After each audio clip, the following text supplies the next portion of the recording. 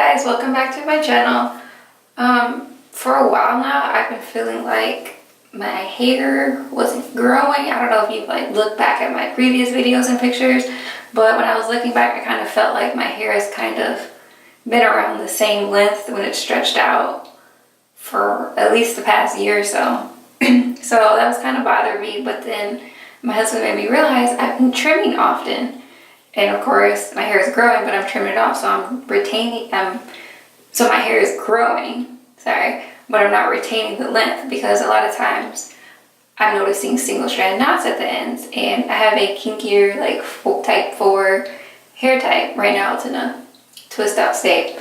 So the past couple months since the semester started, I want to say August, I have been implementing these little tips and tricks to see if I am retaining more length. I'm not going to do a length check in this video because I recently did one. I just wanted to let you guys know that I have not been seeing those single strand knots, like raggedy ends like before.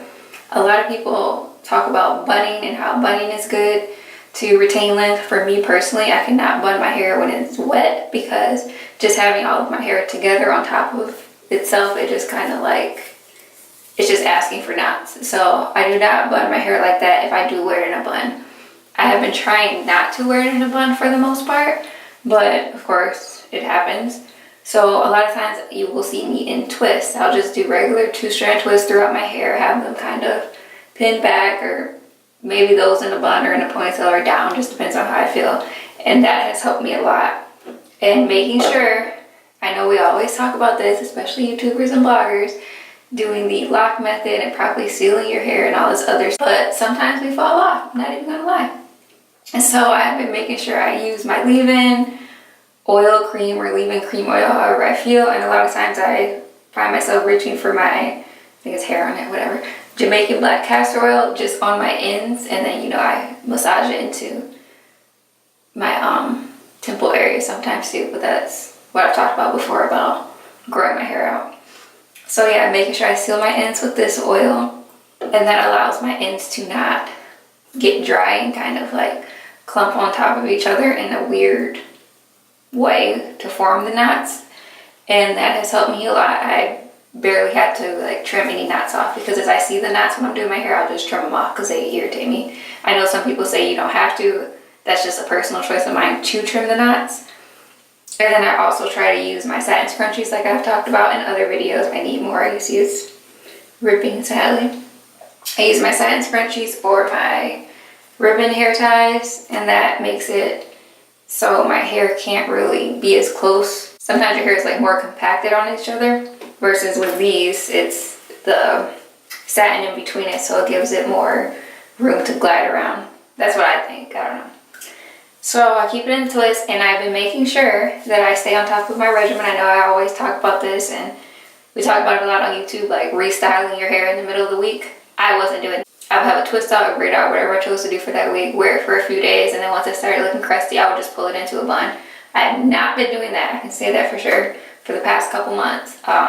Once my style is done, I just spray it with my little water bottle. Sometimes it has the My Organics leave-in in it, because it's a water-based leave-in. Spray it, and then I finger detangle it in sections, and then apply my leave-in if the water bottle didn't have it, and then I seal it with my oil. I usually don't need any styling product because I'm just twisting it up, and then I either twist it, leave it in the twist, or I'll put it in a bun that way. I do not just put it in a bun when my hair is dry because the friction and everything causes more knots. And like I said, this has really helped me. Another thing I've been doing is I have not been wearing my hair loose as much as I usually do. Before I would do twist out and stuff like that every week and wear my hair out every single week. I have been trying to keep it away at least 1 week or so out of the month, or at least a few days out of the week, just not have it down where it's brushing up against my shirts and stuff like that, which can cause knots and raggedy ends and stuff, and that has been helping. I do wear it out, as you can see, just not as much as before. I just choose when people are going to be blessed will see my awesome twist outs and stuff like that. Just kidding. But yeah, so that has really been helping me.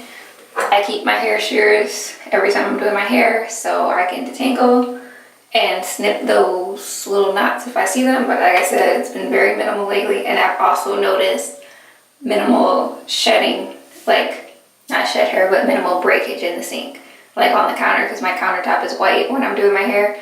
So I've noticed a lot less breakage when I'm like finger detangling with the oil and everything. I know I've talked about this in other videos on how you should do it, but this is me actually doing it, and I will post a video on how I do my twists and what products I use for my twists when I do them.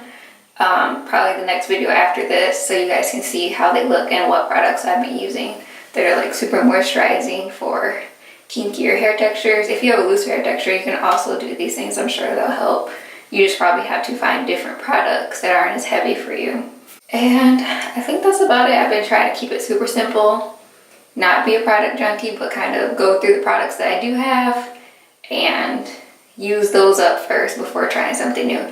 I am really low on products. I will need to buy more deep conditioners soon, so if you have a good deep conditioner that you like, leave that below especially. But of course, product recommendations are cool too. But deep conditioners, I need to try new ones because I'm almost out. So yeah, I hope I covered everything. I think I did. If you have any questions about what I've been doing, feel free to leave them down below. Don't forget to thumbs up if you enjoyed these tips and what I've been doing, and subscribe so you don't miss any more upcoming videos. And thanks for watching.